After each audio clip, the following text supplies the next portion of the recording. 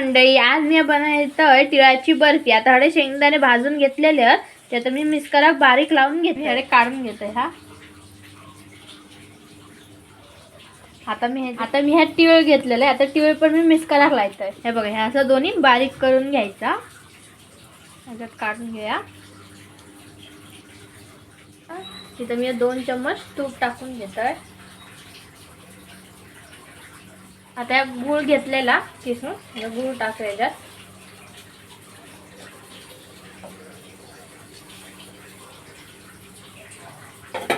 एक आता चांगला परतून घ्या।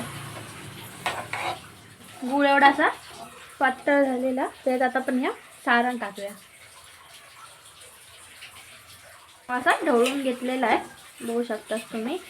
त्याच्यात घी घालतोय,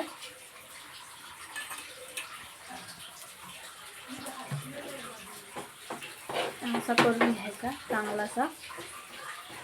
घी टाकून घेतोय का, ताटात चांगलं लावून घेऊया घी।